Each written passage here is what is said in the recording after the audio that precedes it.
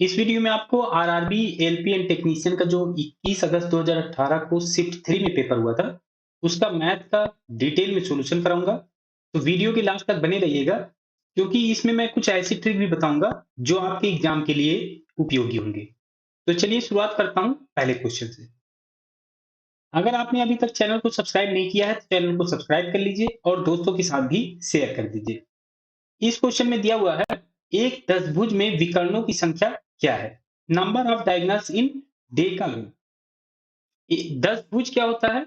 दशभुज होता है जिसमें 10 भुजाएं हैं। तो विकर्णों की संख्या फाइंड करनी है, तो इसका डायरेक्ट फार्मूला होता है, ये होता है n-3 डिवाइडेड बाई 2। तो 10 भुज है तो 10 रख दें n की जगह, ये हो जाएगा 10 गुणे 10 में से 3 जाएगा तो यह 7 और डिवाइड बाई 2। 2 से ये कैंसिल होगा तो यह जाएगा 5, 7 बचे 35। 35 विकर्ण होंगे इनके, तो ये हो जाएगा ऑप्शन 2 करेक्ट हो जाएगा। इसमें एलसीएम निकालना है, लासापा इसका किसका? 45, 30 और 35 का। तो 2 से पहले डिवाइड कर लें तो 45 होगा नहीं, तो 45 ऐसे ही, ये डिवाइड करें तो आ जाएगा 15, और इसे ये डिवाइड नहीं होगा तो 35 ऐसे लिख दें। अब 3 से डिवाइड हो सकता है तो 3 से कर लें, तो यह आ जाएगा 15 3 45, 15, ये हो जाएगा 5, और ये 35 नहीं होगा तो 35 ऐसे ही लिख दें। फिर 3 से करें तो ये आ जाएगा 5, ये आ जाएगा 5, और ये आ जाएगा 35 ऐसे ही लिख दें। फिर 5 से करेंगे तो ये आ जाएगा 5, 5 से ये हो जाएगा 1, और ये हो जाएगा 1, ये आ जाएगा 7। 7 से करेंगे तो सब नंबर अब 1 हो जाएंगे। तो अब इनको मल्टीप्लाई कर लें, तो 2 2 3 6, 6 3 18, 18 5 90, और 90 7 का मल्टीप्लाई हो जाएगा 9 7 63। तो 630 इसका आंसर आ जाएगा, ऑप्शन 3 करेक्ट हो जाएगा। ए बी से दोगुनी तेजी से काम कर सकता है। तो अगर ए को मान लें कि ए काम कंप्लीट कर सकता है 1 घंटे में, बी को बी घंटे में मान लें, और सी को सी घंटे में, क्योंकि ए बी सी दिया हुआ है। तो ए बी से दोगुनी तेजी से काम कर सकता है, तो ए को कम समय लगेगा बी से। कितना कम समय लगेगा? क्योंकि ये दोगुनी तेजी से काम कर सकता है तो उससे मतलब आधा टाइम लगेगा। जितना बी को टाइम लगेगा उसका आधा लगेगा ए को। तो ए बराबर हो जाएगा बी बटे 2 के। अब आगे देखें, तो ए और सी मिलकर बी से 3 गुना तेजी से काम कर सकते हैं। ए और सी को मिलकर, ए और सी काम करेंगे, मान ले 1 दिन का काम निकालें इनका, तो ए और सी का 1 दिन का काम आ गया। ये कह रहा है कि बी से 3 गुना तेजी से काम कर सकते हैं। तो बी से 3 गुना तेजी से, तो 1 दिन का काम बी का क्या आ जाएगा? 1 बटे बी। 3 गुना तेजी से काम कर सकते हैं तो 3 बटे बी के ये इक्वल हो जाएगा। तो एक इक्वेशन ये बन गई, एक इक्वेशन ये बन गई 2। और अब देखें, तो यदि ए बी सी एक साथ कार्य करते हुए किसी कार्य को 30 दिनों में पूरा करते हैं, तो उनमें से प्रत्येक कितने दिनों में कार्य पूरा कर सकता है, ये फाइंड करना है। तो ए बी सी कार्य को करते हुए 30 दिनों में काम पूरा करते हैं, ये हो जाएगा 1 बटे ए प्लस 1 बटे बी प्लस 1 बटे सी, ये हो जाएगा 30 दिन, तो ये आ जाएगा 1 बटे 30 के इक्वल। तो यहाँ इनकी अब वैल्यू रख दें, तो ए की जगह हम b बाई 2 रख दें, ये आ जाएगा b बाई 2, तो ये आ जाएगा 2 बाई बी, प्लस b को ऐसे ही रख दें 1 बटे बी के फॉर्म में, और यहां से हम a को b के फॉर्म में बदल लें, और यहां से c की वैल्यू निकाल लें कि क्या होगी। तो यहाँ पे c की वैल्यू b के फॉर्म में रख देंगे, तो b की वैल्यू यहाँ से इस इक्वेशन 3 से निकाल लेंगे, ये इक्वेशन 3 हो जाएगी। तो यहाँ a की वैल्यू रख दें, ये हो जाएगा 1 बटे a की वैल्यू b बाई 2, तो ये आ जाएगा 2 बाई बी, प्लस 1 बटे c था, तो ये आ जाएगा 1 बटे c equal to 3 by B. तो इसको इधर राइट साइड में ले आए, तो यहां से आ जाएगा 1 बटे c इक्वल टू आ जाएगा 1 बटे बी। तो 1 बटे सी की जगह हम लिख सकते हैं 1 बटे बी। यहाँ पे 1 बटे सी की जगह 1 बटे बी लिखते हैं, ये हो जाएगा 1 बटे 30। तो अब इसे सॉल्व कर ले, तो 2 1 3 3 1 4, 4 बटे बी की वैल्यू आ गई 1 बटे 30। तो अब यहाँ से बी की वैल्यू निकालें, क्रॉस मल्टीप्लाई करेंगे तो 4 3 12 120, बी की वैल्यू आ गई 120 दिन। ये दिन में था तो यहाँ पे दिन, डेज। तो बी काम कंप्लीट करेगा 120 दिन में। तो अगर आप ऑप्शंस में देखें, तो ऑप्शन में केवल एक जगह है जहां पे बी का 120 दिन दिया हुआ है, क्योंकि ये ए बी सी ऐसे दिया हुआ है। तो ऑप्शन 4 में है 120 दिन, तो ऑप्शन 4 करेक्ट हो जाएगा। नेक्स्ट क्वेश्चन बताता हूं, निम्नलिखित में से कौन सी संख्या भाज्य है?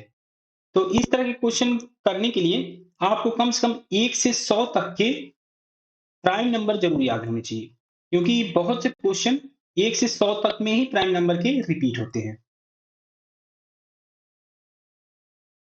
तो अगर प्राइम नंबर आपको याद है तो 67 प्राइम नंबर होती है, 37 भी प्राइम नंबर होती है, 47 भी होती है, और 57 नहीं होती प्राइम नंबर।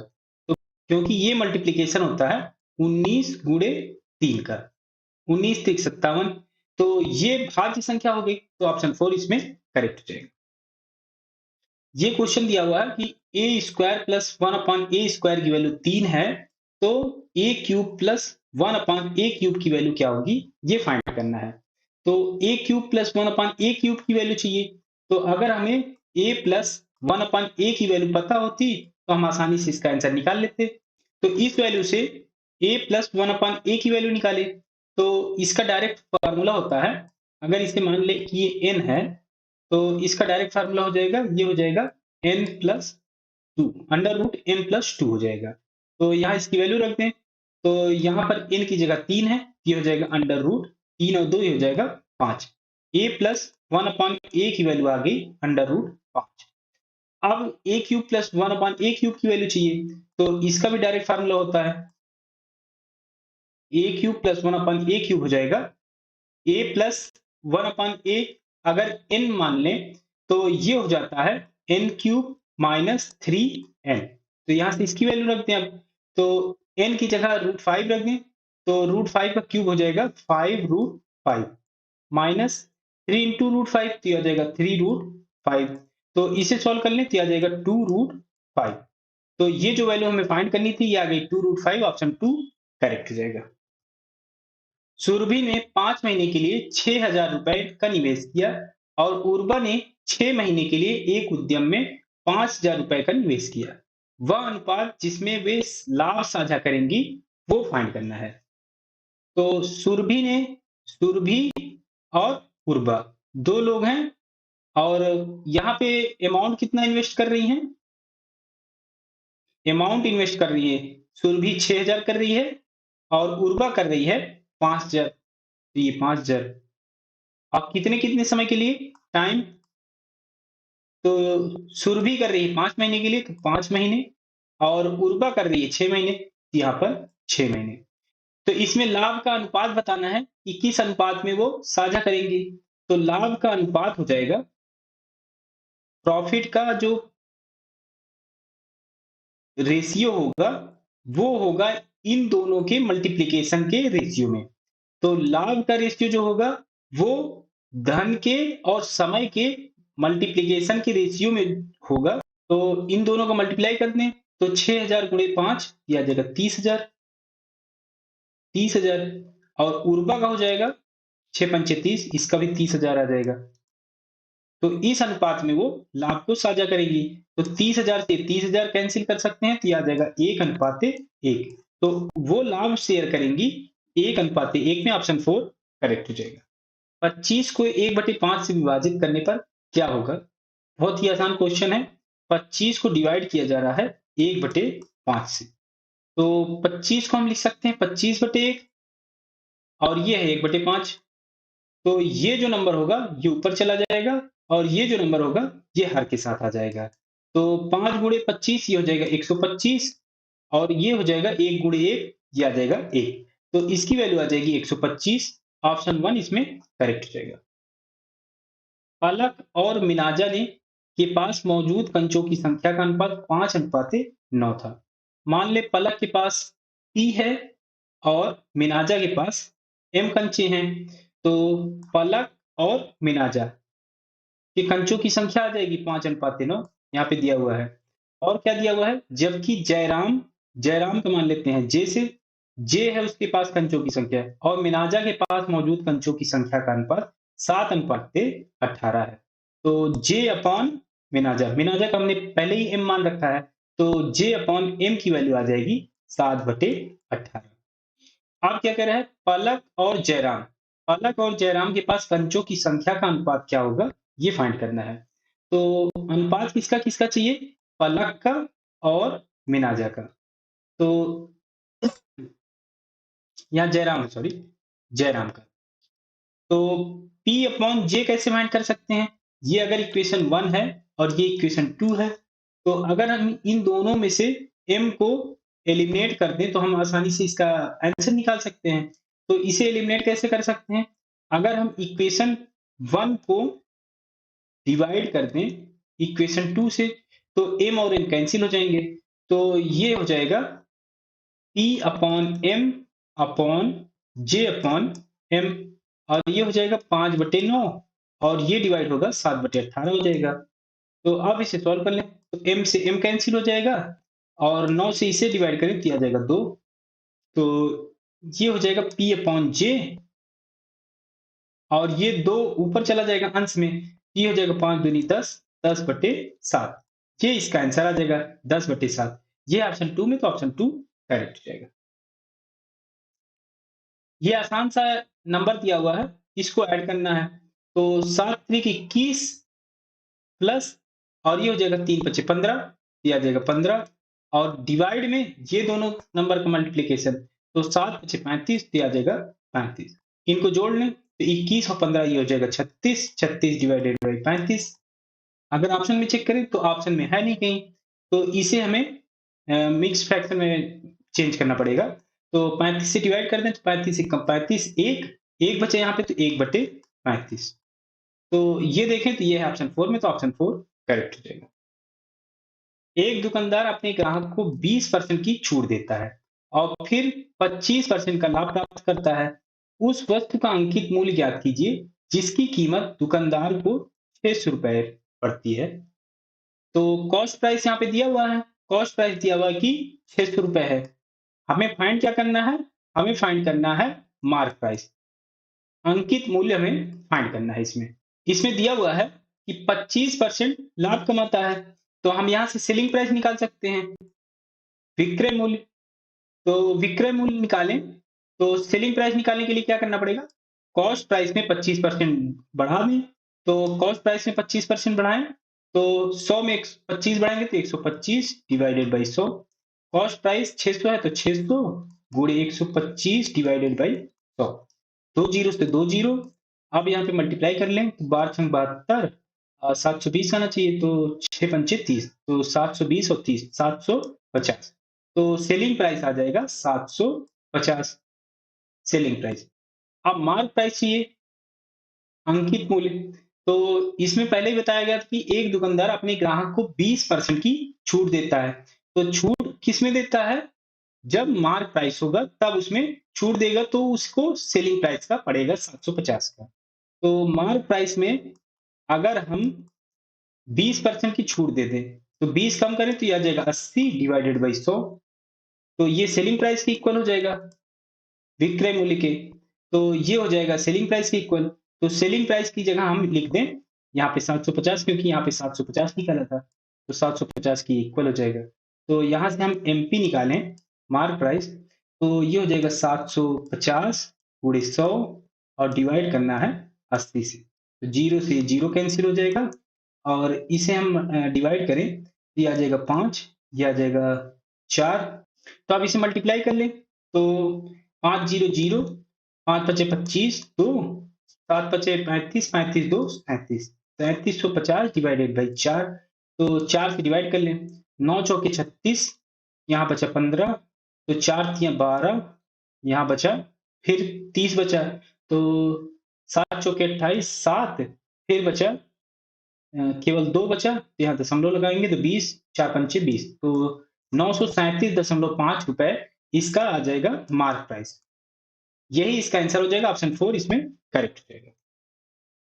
यदि समीकरण, एक ही समीकरण दिया हुआ है और एक ही समीकरण दिया हुआ है, इसमें बताया गया कि इसका कोई हल नहीं है, तो k का मान क्या होगा, ये फाइंड करना है। तो जब दो समीकरण दिए हुए हों और उसमें कहा गया हो कि कोई हल नहीं है, तो वो होता है a1, उसकी कंडीशन होती है कि a1/a2 = b1/b2 हो, और वो C1 अपॉन C2 के इक्वल ना हो। तो वो इक्वेशन होती है A1x plus B1y plus C1 equal to 0, और दूसरी इक्वेशन हो जाएगी A2x plus B2y plus C equal to 0। अब इसमें से दोनों की तुलना कर लें और A1 B1 C1 A2 B2 C2 की वैल्यू यहाँ पे रख दें। तो A1 की वैल्यू आ जाएगी 6, A2 की वैल्यू निकालें तो आ जाएगी 15, B1 की वैल्यू आ जाएगी -5 और B2 की आ जाएगी यहाँ से की, और डज नॉट इक्वल टू ये C1 की वैल्यू यहाँ से देखें तो ये आ जाएगी 11, और C2 ये C2 था तो C2 की वैल्यू आ जाएगी यहाँ से -9। तो अब इसको सॉल्व कर लें तो k की वैल्यू हमें फाइंड करनी है। ये डज नॉट इक्वल टू का साइन है तो हम इससे इक्वल करें तभी हमें k की वैल्यू हमें फाइंड होगी यहाँ पे। तो इसको हम इक्वल कर दें, इसे इग्नोर कर दें, तो ये हो जाएगा 6/15 और इक्वल हो जाएगा -5/k। तो 3 से इसे डिवाइड करें तो ये 2, और 3 से इसे डिवाइड करेंगे तो यह जाएगा 5। तो k की वैल्यू यहाँ से आ जाएगी 5 गुणे 5 25, ये माइनस में था तो -25 डिवाइडेड बाई 2। तो इसे 2 से डिवाइड कर दें तो आ जाएगा -12.5। तो k की वैल्यू आ जाएगी 12.5 माइनस में, तो आ जाएगा ऑप्शन 3 करेक्ट हो जाएगा। एक ये क्वेश्चन दिया हुआ है, बॉड मॉस लगाना है, इसमें सिंप्लीफिकेशन का क्वेश्चन है। तो पहले इसमें ब्रैकेट सॉल्व करेंगे। तो इसमें ब्रैकेट भी 3 तरह के ब्रैकेट दिए हुए हैं, लार्ज ब्रैकेट, सेमी ब्रैकेट और स्मॉल ब्रैकेट। तो पहले स्मॉल ब्रैकेट सॉल्व करें। तो सबसे पहले ब्रैकेट कौन सा सॉल्व होगा? पहले ये सॉल्व होगा, फिर इसके बाद ये सॉल्व होगा। तो इसे सॉल्व कर लें तो 4 प्लस और ये 1/6, ये है -10, ये गुणे है, गुणे, और ये 25 में से 13 घटेगा तो आ जाएगा 12, 12 में से 3 जाएगा तो आ जाएगा 9। तो अब सेमी ब्रैकेट क्लोज और ये डिवाइड -5 से, ये लार्ज ब्रैकेट क्लोज हो गया। अब ये सोल्व करें तो आ जाएगा 4 प्लस 1/6 और ये हो जाएगा -10 गुणे 9, ये आ जाएगा -90, और डिवाइड करना है -5 से। तो -90 को -5 से डिवाइड करें, -90 को -5 से डिवाइड करना है तो माइनस से माइनस कैंसिल हो जाएगा, 5 से इसे डिवाइड करें तो आ जाएगा 18। तो ये हो जाएगा 4 प्लस 1/6 गुणे 18 हो गया। तो 6 से ये डिवाइड हो जाएगा तो आ जाएगा 3। तो ये हो जाएगा 4 प्लस 3, ये आ जाएगा 7। ऑप्शन 4 इसमें करेक्ट हो जाएगा। यदि साइन की पावर 4a माइनस कॉस की पावर 4a इक्वल टू 1 है तो a/2 का मान डिग्री में क्या होगा ये फाइंड करना है। और यहाँ पर a की कंडीशन दी हुई है कि वो 0 से बड़ा होना चाहिए और 90 से बराबर होना चाहिए, 90 के इक्वल होना चाहिए। तो साइन की पावर 4a माइनस कॉस की पावर 4a इक्वल टू 1 दिया हुआ है। तो यहाँ ये कुछ a square minus B square का फार्मूला बन रहा है। तो इसे हम लिख सकते हैं sine square a plus cos square a into sine square a minus cos square a, और इक्वल टू 1 था तो आ जाएगा इक्वल टू 1 के।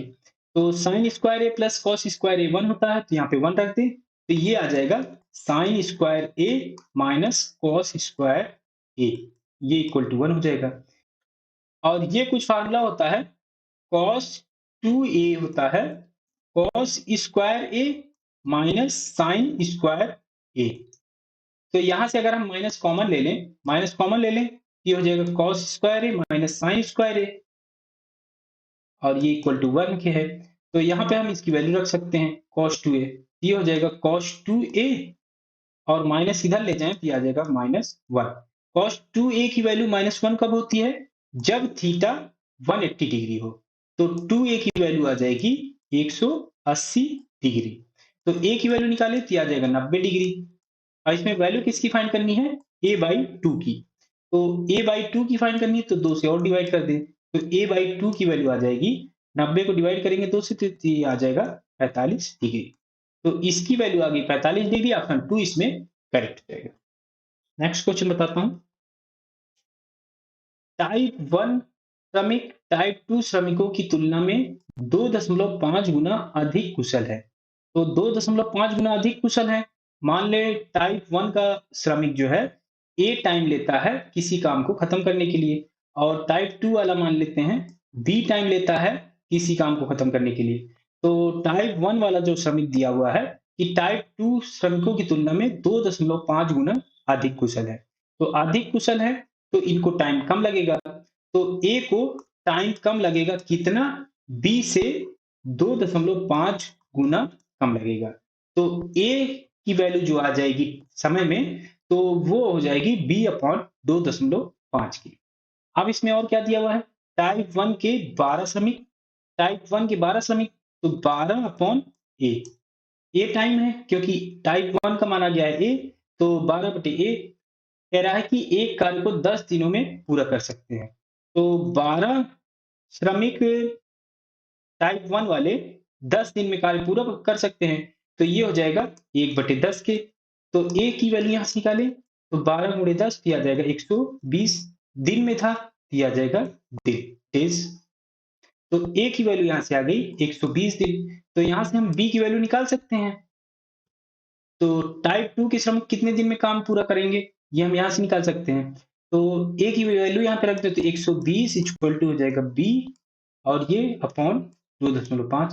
तो ये मल्टीप्लाई होगा तो 12 दूनी 24, और 60 और जुड़ेगा 300। तो बी की वैल्यू यहाँ से आ जाएगी 300 दिन, डेज। तो टाइप 1 वाला श्रमिक जो है वो काम कंप्लीट करेगा 120 दिन में, और टाइप 2 वाला श्रमिक जो काम करेगा कंप्लीट करेगा वो करेगा 300 दिन में। तो अब इसमें पूछा क्या गया, उसी कार्य को करने में टाइप 1 के 4, टाइप 1 के 4 हैं तो 4 बटे ए प्लस टाइप 2 के 15 श्रमिकों को कितने दिन लगे होंगे ये पूछा गया है। तो टाइप 1 के 4 है और टाइप 2 के 15 है, तो 15 बटे बी।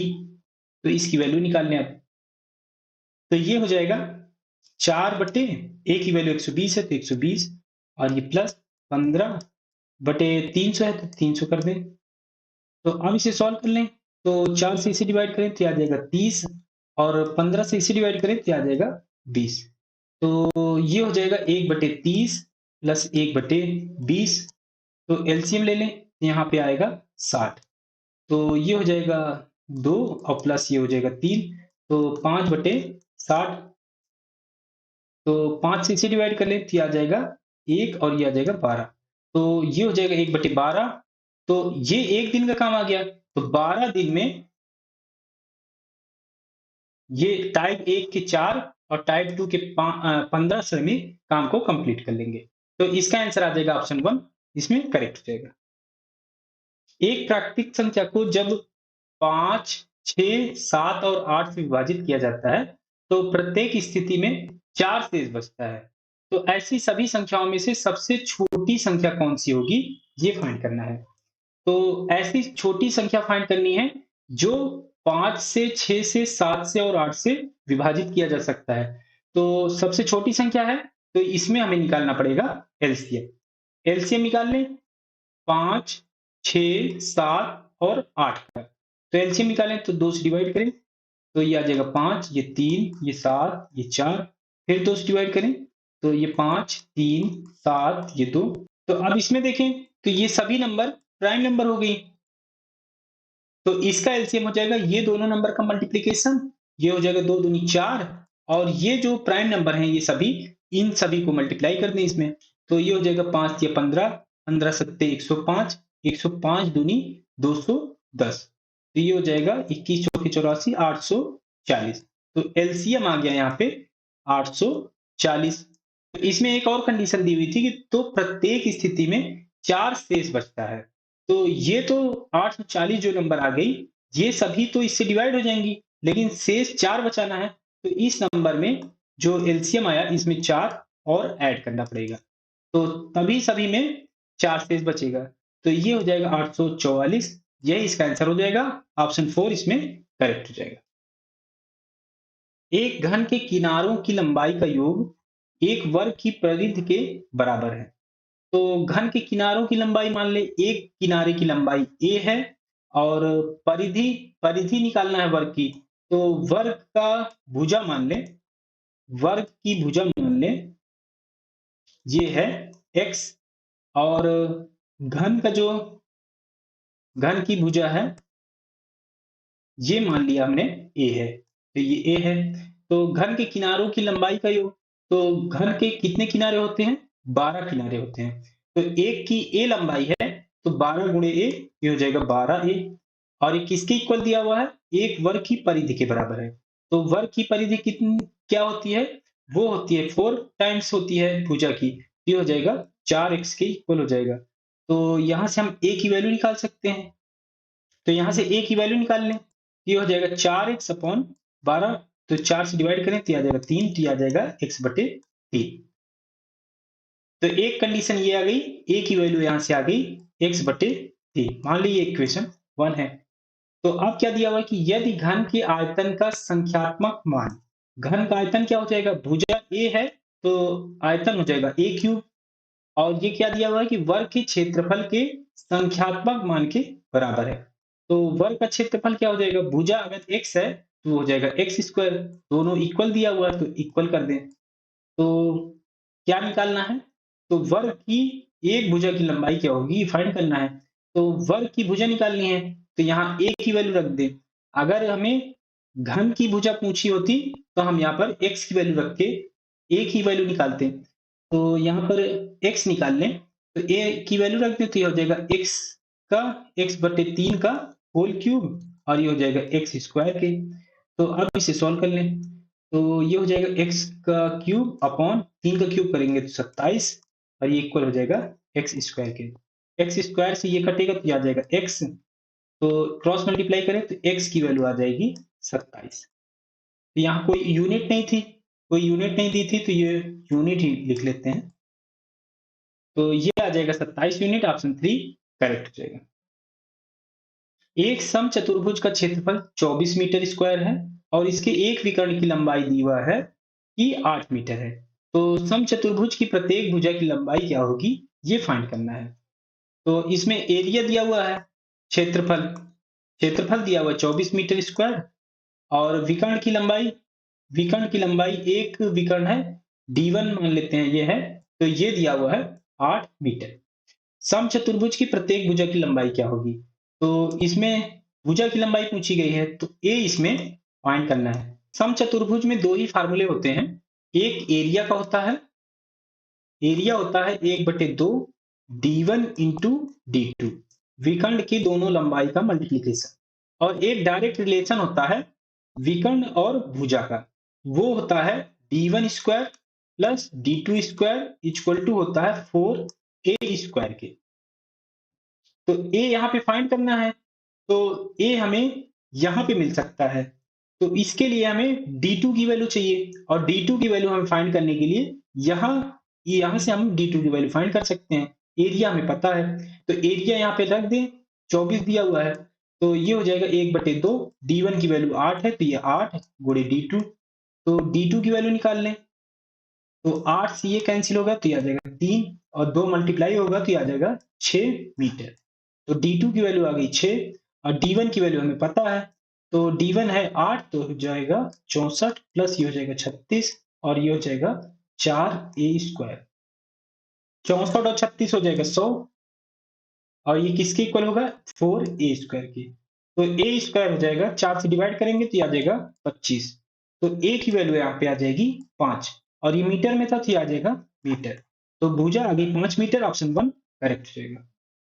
एक टंकी को 3 टैंकरों द्वारा समान प्रवाह से भरा जाता है। यदि पहले 2 टैंकर एक साथ चलाए जाते हैं तो टंकी को भरने में उतना ही समय लगता है जितना अकेले तीसरे टैंकर को चलाकर टंकी भरने में लगता है। तो 3 टैंकर हैं, मान लें वो भरते हैं ए टाइम, बी टाइम और सी टाइम में। पहले फर्स्ट का, सेकंड का और थर्ड का। तो ये हमने मान लिया कि ए बी सी घंटे में भरते हैं, आवर्स में। तो इसमें दिया हुआ है यदि पहले दो टैंकर एक साथ चलाए जाते हैं तो टंकी को भरने में उतना ही समय लगता है जितने अकेले तीसरे टैंकर को चलाकर टंकी भरने में लगता है। तो पहले 2 टैंकर का ले लें, तो 1/A प्लस 1/B को उतना ही समय लगता है जितना तीसरे टैंकर को चलाकर टंकी भरने में लगता है। तो ये इक्वल हो जाएगा 1/c के। तो ये एक इक्वेशन बन गई। अब क्या कह रहा है कि दूसरा टैंकर पहले टैंकर की तुलना में 5 घंटे तेजी से, तो दूसरा टैंकर बी घंटे में भर रहा है। तो बी दिया हुआ है कि पहले टैंकर की तुलना में 5 घंटे तेजी से। तो 5 घंटे तेजी से करेगा, तो 5 घंटे पहले भर लेगा। तो ये हो जाएगा बी इक्वल हो जाएगा a माइनस 5 के। और क्या दिया हुआ है कि तीसरे टैंकर की तुलना में 4 घंटे धीमी गति से भरता है। कौन? दूसरा टैंकर। तो दूसरा टैंकर जो बी समय में भर रहा था, ये तीसरे टैंकर की तुलना में 4 घंटे धीमा भरेगा। तो सी, तीसरा टैंकर का सी माना गया था, तो सी प्लस 4, क्योंकि 4 घंटा धीमा भर रहा है तो 4 इसमें और जोड़ा जाएगा। तो एक इक्वेशन ये आ गई, दो तीसरी इक्वेशन ये आ गई। अब क्या पूछा गया इसमें? पहले टैंकर के लिए आवश्यक समय क्या होगा, ये फाइंड करना है। तो एक इक्वेशन ये दी हुई है, तो यहां से अगर हम b की वैल्यू रख दें a माइनस 5 यहाँ पे, क्योंकि पहले टैंकर का हमें चाहिए वैल्यू, तो a के फॉर्म में तीनों की वैल्यू हम रख लें। तो 1/a तो ऐसे ही रख दें, और ये प्लस में था तो यहाँ पे प्लस 1/b, b की वैल्यू रख दें a माइनस 5 a के फॉर्म में, ये आ जाएगा a माइनस 5। और ये इक्वल टू 1/c, तो c की वैल्यू रख दें। तो c की वैल्यू यहां से निकालें तो b माइनस 4 हो जाएगा, और b की वैल्यू यहाँ पे a माइनस 5 है। तो यहां से हम c की वैल्यू निकाल लें, पहले यहां से निकालें तो c हो जाएगा b माइनस 4, और b की वैल्यू यहाँ पे रख दें तो ये हो जाएगा b है a माइनस 5, तो ये आ जाएगा a माइनस 5 माइनस 4, तो ये आ जाएगा a माइनस 9। तो यहाँ पे इसकी वैल्यू रख दें तो a माइनस 9 हो जाएगा। तो अब इसे सॉल्व कर लें, तो यहाँ एलसीएम लेंगे, तो ये हो जाएगा LCM a into A minus 5, तो ये हो जाएगा a plus A 2a minus 5, ये इक्वल टू हो जाएगा 1/a माइनस 9 के। तो क्रॉस मल्टीप्लाई करें तो 2a माइनस 5 इंटू ए माइनस 9, और ये इक्वल हो जाएगा a इंटू ए माइनस 5 के। तो अब इसे एक्सपेंड कर दें, तो इसे मैं मिटा देता हूं।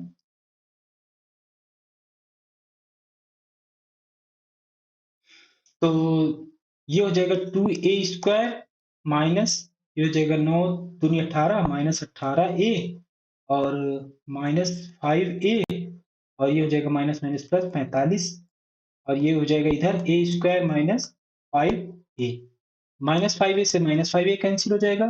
तो यहाँ से हो जाएगा 2a² से a घटेगा, a² घटेगा तो ये आ जाएगा a² माइनस ये हो जाएगा माइनस 18a, और ये यहाँ पे 45 था तो ये आ जाएगा 45।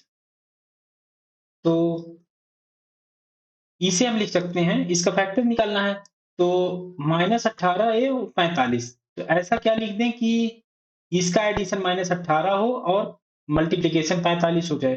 तो 15 3 45, तो ये हो जाएगा माइनस 15a माइनस 3a, और ये हो जाएगा प्लस 45 इक्वल टू 0। तो a कॉमन ले ले तो ये आ जाएगा a माइनस 15, यहाँ पे माइनस 3 कॉमन ले तो ये आ जाएगा a माइनस 15 इक्वल टू 0। तो ये हो जाएगा a माइनस 15, और ये हो जाएगा a माइनस 3। तो यहाँ पे दो वैल्यू निकलेगी, एक वैल्यू निकलेगी 3 और एक वैल्यू निकलेगी 15।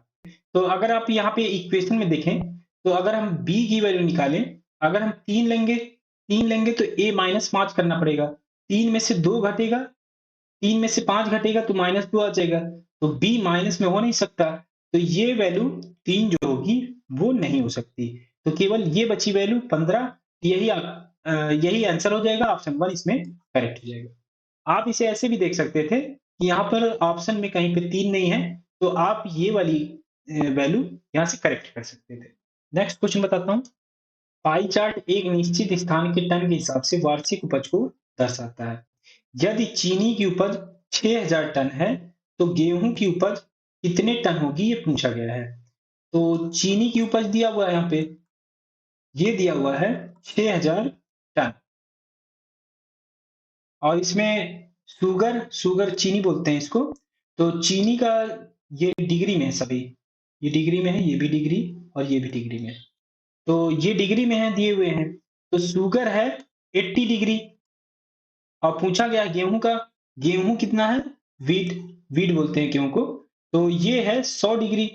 तो 80 डिग्री की वैल्यू 6000 टन है, तो 100 डिग्री वाले का निकालना है, तो 100 डिग्री की वैल्यू क्या हो जाएगी, तो यहां से हमें 100 डिग्री निकालना है, तो 80 डिग्री की वैल्यू अगर 6000 है, 6000 टन है, तो 100 डिग्री निकालना है, तो 1 डिग्री निकालें पहले, तो ये 6000 डिवाइडेड बाई 80, और 100 डिग्री की निकालना है, तो 100 डिग्री की निकालें तो ये आ जाएगा 100 से मल्टीप्लाई हो जाएगा इसमें। अब 6000 डिवाइडेड बाई 80 गुणे 100, ये टन में था तो ये आ जाएगा टन। तो जीरो से ये जीरो कैंसिल हो जाएगा, और ये हो जाएगा 6000 गुणे 10, ये आ जाएगा 60000, 60000 डिवाइडेड बाई 8, तो ये हो जाएगा 8 सत्ते 56, तो यहाँ बचा 40, तो 8 पंचे 40, तो 75, दो जीरो बचा था, जो जीरो, तो 7500 टन इसका आंसर आ जाएगा। गेहूं का जो उपज होगी वो हो जाएगी 7500 टन, ऑप्शन 2 करेक्ट रहेगा। बार ग्राफ ग्रेड 4 के छात्रों के पसंदीदा फलों को दर्शाता है। कक्षा में विद्यार्थियों की कुल संख्या कितनी होगी, ये पूछा गया है। तो इसमें पसंदीदा फलों को दर्शाता है, तो एप्पल 12 बच्चे पसंद कर रहे हैं, तो 12, तो इन सभी जो फल के रिस्पेक्ट में ये नंबर दिए हुए हैं, स्टूडेंट के नंबर दिए हुए हैं, इन सभी को ऐड कर लेंगे तो वही जो होगी विद्यार्थियों की संख्या हो जाएगी। तो इसमें ऐड करना पड़ेगा 12, ये है 14, 14, फिर है 6 है, फिर है, उसके बाद है 10, फिर उसके बाद है 8, इन सभी को ऐड कर लें, तो 12 और 14 26, 26 और 6 32, 32 और 10 42, 42 और 8 50, तो टोटल स्टूडेंट होंगे 50, ऑप्शन 4 इसमें करेक्ट हो जाएगा। 1 सितंबर 2020 को कौन सा दिन होगा, ये फाइंड करना है। तो इसे आपको ऑड डेज के फार्मूले से लगाना पड़ेगा, ऑड डेज के फार्मूले से। तो 2000 वर्ष में 0 डेज होते हैं, ऑड डेज, तो 0 2000 तक का पूरा हो गया, 1 सितंबर 2020 तक चाहिए, तो हम 2019 तक का पहले ऐड करें, फिर उसमें ये डेट ऐड करना पड़ेगा। तो 19 साल में कितने दिन होंगे, तो 19 साल तो ये होंगे, और इसमें कितने लीप ईयर होंगे, तो लीप ईयर निकालने के लिए 19 को 4 से डिवाइड करना पड़ेगा। और इसमें ऑड डेज और कौन से ऐड होंगे, जनवरी के, जो 2020 में आएंगे उनके ऐड करना पड़ेगा, तो जनवरी, पूरी जनवरी ऐड करना पड़ेगा, तो 31 दिन इसमें होते हैं। फरवरी, फरवरी 2020 में लीप ईयर होगी, तो इसमें होंगे 29 दिन। फिर आएगी मार्च, मार्च में 31 दिन होते हैं। फिर अप्रैल, अप्रैल में 30 दिन। मई, मई में 31 दिन। फिर आएगा जून, जून में 30 दिन। फिर आएगा जुलाई, जुलाई में 31 दिन। फिर आएगा अगस्त, अगस्त में 31 दिन, और उसके बाद आएगा एक दिन बाद सितंबर, तो एक इसमें और ऐड करना पड़ेगा। ऑड डेज निकालना है, तो 7 से सभी को डिवाइड कर ले, तो जो इसका शेषफल आएगा रिमाइंडर, वो हम ऐड करते जाएंगे। तो 19 को पहले ऐड, तो ये वाले पहले हम सोल्व कर ले, 4 चौके 16, 4 दशमलव समथिंग आएगा, तो इसमें हमें पूर्णांक लेना है, तो यहाँ पे पूर्णांक आएगा 4, तो यहाँ पे 4 लिख लें। तो अब इसे हम 7 से सभी नंबर को डिवाइड कर ले, और जो रिमाइंडर आएगा उसे ऐड करते जाएं। तो 7 से डिवाइड करें तो 19 को डिवाइड करेंगे तो 7 दूनी 14, 5 आ जाएगा। 4 को अगर 7 से डिवाइड करेंगे तो 4 ही आएगा। 31 को करें तो 7 चौके 28, 3, इसे करें तो 7 चौके 28, 1, यहाँ पे 3, ऐसे ही 7 से डिवाइड करते जाएं तो ये 2, ये 3, ये 2, ये 3, ये 3, और ये आ जाएगा 1। तो अब इसे ऐड कर लें तो 5 4 9, 9 3, 12 1 13, 13 3, 16 2 18, 18 3 21, 21 2 23, 23 और 3, 23 3 26, 26 और 3 29, 29 और 1 30, तो टोटल ऑड डेज आ गए 30।